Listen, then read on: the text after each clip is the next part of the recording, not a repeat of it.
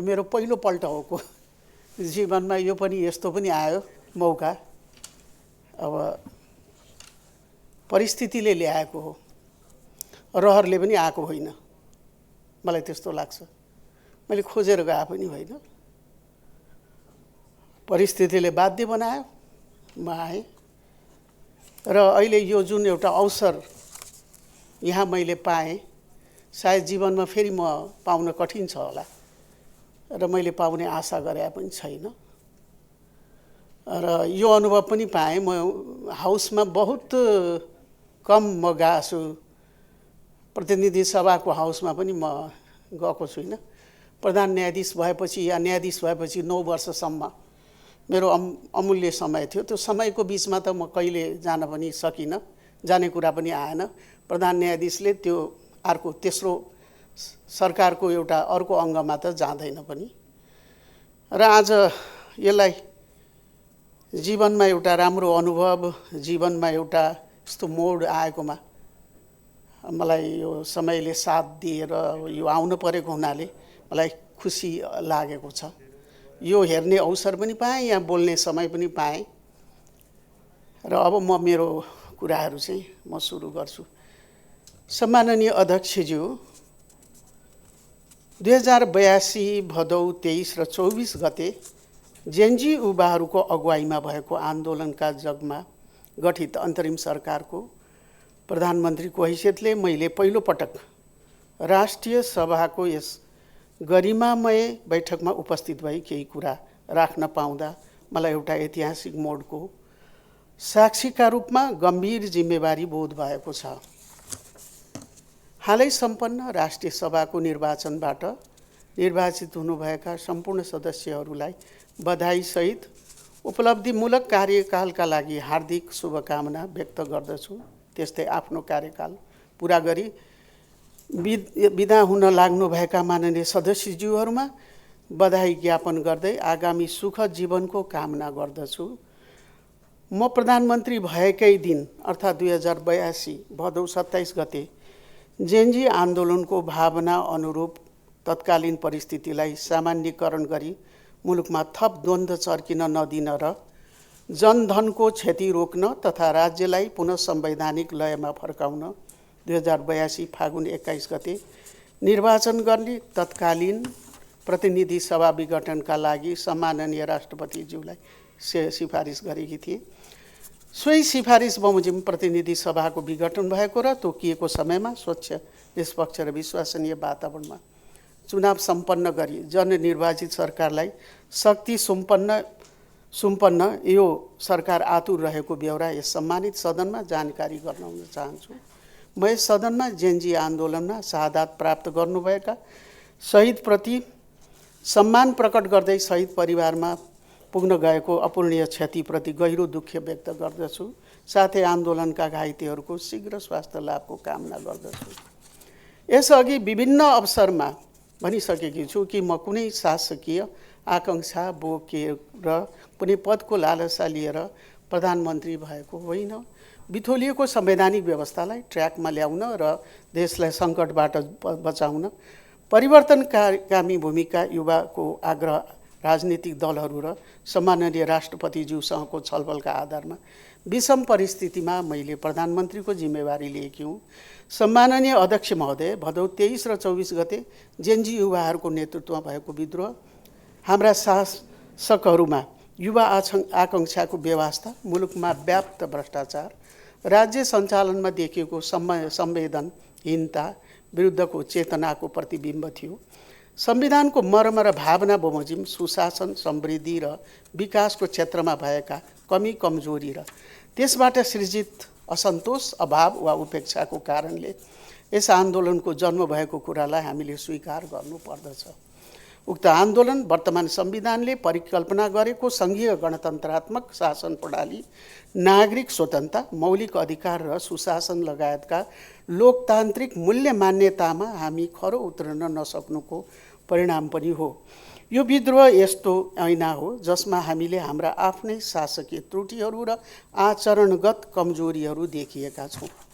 सूचना प्रविधिमा भएको चमत्कारिक विकासको बारेमा जानकार नेपाली युवा पुस्ताले आफ्नो मुलुकमा पनि राज्यका स्रोत साधन र अवसरमा समान पहुँच, रोजगारी र गुणस्तरीय जीवनको आकांक्षा राखेको छ। यी आकांक्षा केवल युवाका मात्र होइनन्, बरु नेपालको आर्थिक रूपान्तरणका अनिवार्य शर्त हुन्। तसर्थ ती आकांक्षा पूरा गर्न राज्यका तीनै अङ्गहरू कार्यपालिका, व्यवस्थापिका र न्यायपालिकाका जिम्मेवार भई लागि पर्न निकै ढिलाइ भइसकेको छ। यही कारण हामीले ठूलो क्षति बेहोर्नु परेको छ। वर्तमान सरकारले जेनजी आन्दोलनमा मृत्युवरण गरेका योद्धाहरूलाई शहीद घोषणा गरी सम्बन्धित परिवारलाई राहत उपलब्ध गराउनुका साथै घाइतेहरूको उपचार तथा जीविकालाई प्राथमिकता दिएर काम गरेको छ। आन्दोलनका मागहरूलाई सम्बोधन गर्ने गरी सरकार र आन्दोलनकारी प्रतिनिधिबीच मुलुकको राजनीतिक दिशा बदल्ने ऐतिहासिक सम्झौता सम्पन्न भएको छ।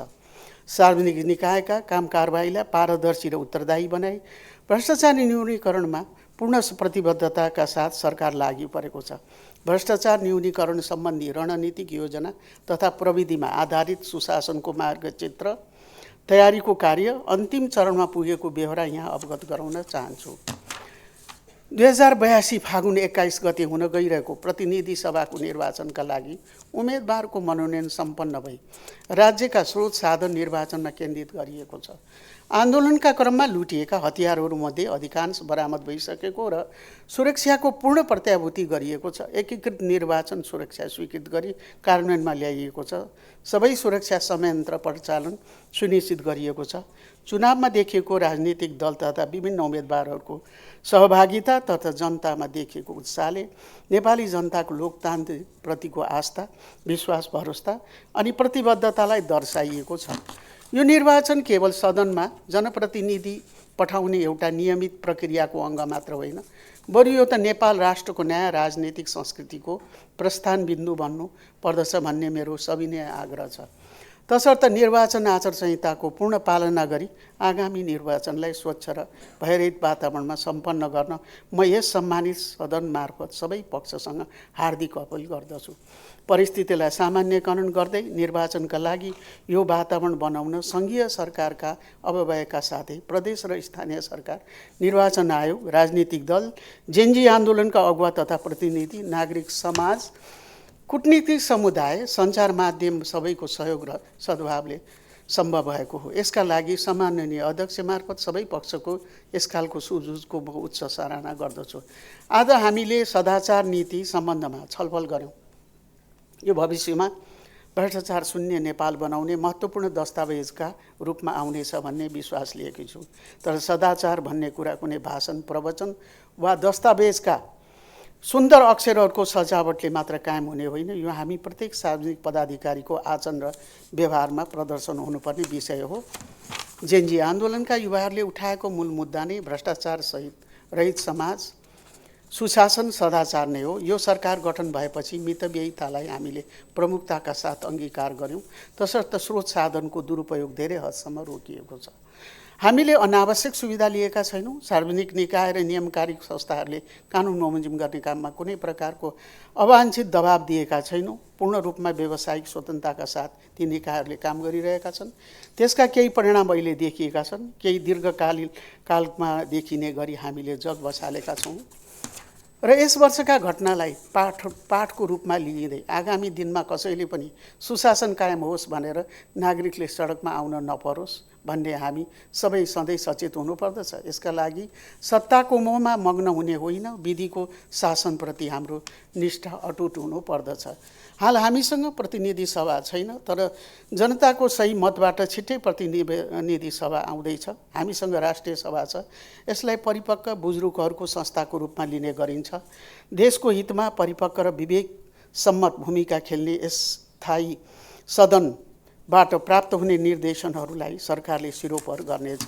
अन्त्यमा मेरो छोटो कार्यकालको यो अन्तिम चरणमा म के विश्वास दिलाउन चाहन्छु भने हामीले भत्किएका संस्थाहरूलाई सुव्यवस्थाले जोड्नेका छौँ र एउटा नयाँ आशाको बिउ रोपेका छौँ। मुलुकमा व्याप्त भ्रष्टाचार, दण्डहीनता र अन्याय जस्ता संरचनात्मक कारणहरूको निवारणको लागि सबै निकाय एकजुट भएर लाग्न ढिला नगरौँ भन्दै साथै म एउटा यहाँ उठेको कुरामा म एउटा आफ्नो अवधारणा राख्न चाहन्छु। यहाँहरूलाई थाहा होला कि 27 गते मेरो शपथ ग्रहण मैले गरेँ, नियुक्ति भयो। त्यसपछि केही समय मन्त्री परिषद गठन नै भएन, किनभने हाम्रो त पोलिटिकल पार्टीको त होइन, पोलिटिकल पार्टीको आफ्नो सर्टेन मेम्बरहरू हुन्छ, हामीले त बाहिरबाट खोज्नुपर्ने अवस्था आयो इन्ट्रिम गभर्मेन्टको निम्ति। त्यसमा चाहिँ जेएनजीको ठुलो एउटा प्रेसर थियो हामीलाई, जेएनजीको मान्छेहरू ल्याऊ मन्त्रीमा भनेर आयो त्यसकारको। त्यसमा महावीर पुनको नाम आयो, त्यसपछि कुलमान घिसिङका नामहरू उनीहरूले प्रेसर गरे, हामीले त मान्नुपर्ने अवस्था पनि थियो तत्काल।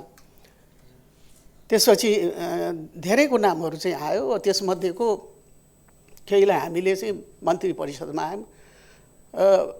त्यो बेलामा तत्त व्यक्तित्वहरूले आउन मान्नुभएको थिएन मन्त्री परिषदमा, तर जेएनजीको प्रेसर के थियो भने यिनीहरूलाई तिमीहरूले लिनै पर्छ, कुलमानलाई लिनै पर्छ, पुनलाई लिनै पर्छ र अरू सञ्चार मन्त्री यिनीहरूलाई पनि लिनै पर्छ भन्ने खालको आवाज आयो। र हामीले हात जोडेर, मैले नै स्पेसली अरूलाई त म भन्दिनँ, मैले नै स्पेसली हात जोडेर जति दिन तपाईँहरू बस्ने हो बसिदिनुहोस्, किनभने जेएनजीको प्रेसर छ, त्यो नभई हुँदैन। त्यसमा बब्लु गुप्ता भन्ने पनि जेएनजीबाट आयो त्योहरू। अब उनीहरू सञ्चार मन्त्री गएका र बब्लु यिनीहरू अब अलिक लोकप्रिय टाइपका मान्छे पनि हुन्, यिनीहरू पोलिटिक्समा जाने मान्छे हुन् भन्ने हामीलाई थाहा पनि थियो। बैमानी त्यहाँनिर हुन्छ जहाँ सरकारमा बसी कोही चुनाव लड्छ भने त्यो इन्ट्रिम गभर्मेन्टमा बसेर बैमानी गर्यो भन्न सकिन्छ। तर सरकारै छोडेर गइसकेको व्यक्ति जसलाई हामीले वर्ड्स पनि दिएको छ, जुन दिन तिमी सरकार के अरे चुनावमा जान्छौ त्यो दिन राजीनामा गरेर जाऊ, हामी बिदाई गरिदिन्छौँ, केही छैन। तर जति दिन बस्नुपर्ने हो त्यो जेएनजीको भोइसको कारणबाट भनेर अझ उसलाई त पुनलाई त एक प्रकारले अँगालो हालेर सुदन गुरुङले लिएर आयो, ऊ त किताब बेच्दै सडकबाट उठाएर लिएर आएको हो भने त्यो। अनि मलाई लाग्दैन कि अब कोही गयो, जस्तो सञ्चार मन्त्री योङ छ, बबुल गुप्ता योङ छ, अब यिनीहरूले चाहिँ के भने अहिलेको यो परिवर्तित उसमा उनीहरू जेएनजी टाइपको भएको हुनाले अब तिनीहरूले चुनावमा जान पाउँदैनन् भन्ने मलाई त त्यो त लाग्दैन। र खासमा भन्ने हो भने दोष लाउनुहुन्छ भने मलाई दोष लाउनुहोस्, उनीहरूलाई दोष नलाउनुहोस्, किनभने मैले त्यतिखेर सरकार बनाउनैको लागि पनि वर्ड्स दिएको थियो कि तिमीहरू जुन दिन, कुलमानजीलाई पनि भनेको थियो जुन दिन तपाईँहरू जाने हो त्यो दिन चाहिँ म बकायदा तपाईँहरूलाई चाहिँ बिदाई चाहिँ म गर्छु, तपाईँहरू जानुहोस् आरामसँग चुनाव लड्नुहोस् भनेर चाहिँ मैले भने पनि हो। त्यस कारण मलाई लाग्दैन कि उनीहरूले चाहिँ बैमानी गरे, यो गरे, पोलिटिकल ऊ गरे भन्ने त खासमा त्यो भन्नु बेकार छ। उनीहरूको लाइफ छ, उनीहरूको आफ्नो जीवन हो, उनीहरूको आफ्नो उमेर छ, राजनीतिमा जान सक्ने उनीहरूको संस्कार छ। त्यस कारण तिनलाई त्यसरी गए भन्दैमा मैले यहाँहरूलाई खुलाइदिएँ कि मैले नै वचन दिएको हो। जेएनजीको प्रेसर थियो, ल्याउनै पर्ने, उनीहरूको प्रेसर थियो, हामी चाहेको बेलामा निस्केर जान्छौँ भनेको थियो। त्यसकारण उनीहरू गए। अब आजसम्म उनीहरूको कुनै सम्पर्क पनि छैन मन्त्रीमण्डल परिषदसँग, आएर कुनै कुरोको माग पनि गरेका छैनन्। आजसम्म हामीसँग कुनै टेलिफोनमा कन्ट्याक्ट पनि छैन। उनीहरू निर्वाचनमा गए, चुनावमा अब उनीहरू भाग लिएका छन्, मलाई अन्यथा भनिरहनु पर्छ भन्ने जस्तो पनि लाग्दैन। जहाँसम्म पुन्जी हो, पुन त रिसाएर हिँड्नुभएको हो। 2-4 कानुन बनाउन भन्नुभएको थियो, ती कानुन राम्रै थियो, तर हामीले यो छोटो समयमा त्यो कानुन बनाएर उहाँलाई चाहिँ सहयोग गर्न हामीले सकेनौँ। त्यो कानुन मुलुककै लागि थियो, तर हामीले सकेनौँ उहाँलाई सहयोग गर्नलाई। अनेक परिस्थिति हुन्छ, सबै कुरो हुँदैन। त्यसै कारण अब राइट हो, आफ्नो व्यक्तिको राइट हो, को राजनीतिमा जान्छ जाँदैन। त्यस कारण त्यहाँ भन्नु पनि बेकार छ कि एउटै पोलिटिकल पार्टी, यो अभियोग पनि आयो कि यो त राष्ट्रिय स्वतन्त्र पार्टीको हो भनेर। राष्ट्रिय स्वतन्त्र पार्टीमा 2 जना गए, कुलमानजीको आफ्नै पार्टी हो त्यो। अब पुनजीको चाहिँ महावीर पुनको पार्टी नै छैन भनेपछि एउटै पार्टी, सबै मान्छे राष्ट्रिय पार्टीमा स्वतन्त्र पार्टीमा गए त होइन। र हामीहरू कसैसँग त्यस्तो कन्ट्याक्ट पनि छैन। यो गलत हो, यो गलत भाष्य हो। आफ्नो आफ्नो राइट हो। चुनावमा कसैलाई हामीले सबैलाई सोध्यौँ, तपाईँहरूको एनीबडी यु निड भनेर पनि सोध्यौँ हामीले। कोही तपाईँहरू जानुहुन्छ भने नजानेहरू बसे, जसलाई पोलिटिकली कुनै इन्ट्रेस्ट थिएन। हामीलाई थाहा थियो यसलाई इन्ट्रेस्ट छ, यो उसलाई चाहिँ इन्ट्रेस्ट छ भन्ने थाहा हुँदाहुँदै जेएनजीको प्रेसरमा उनीहरू आएका हुन्, आए गए, बकायदा गए। अहिले सम्पर्क पनि छैनन्। हामीले खाँदा उडाएर जति दिन तिमीहरूले चिया खाएर यहाँ काम गर्यौ, मात्र चिया खाएर काम गरेका छन् तिनीहरूले। हद्द भएको मन्त्रालयको 2 कप चिया खाएको होला दैनिक। तिमीहरू गए, धन्यवाद, हामीले पठाइदियौँ। मैले यति भन्दै यहाँ मैले अन्त्य गरेँ। आज मैले बोल्न पाएकोमा खुसी छु। धन्यवाद छ। यो मौका पाएँ। फेरि यस्तो मौका पाउनु बहुत गाह्रो छ, कठिन छ। म आशा पनि गर्दिनँ, म त्यो क्षेत्रको मान्छे पनि होइन, मेरो नेचर पनि त्यो होइन, मेरो कल्चर पनि होइन, म पोलिटिकल पार्टीमा कहिले रहेको मान्छे पनि होइन। Thank you.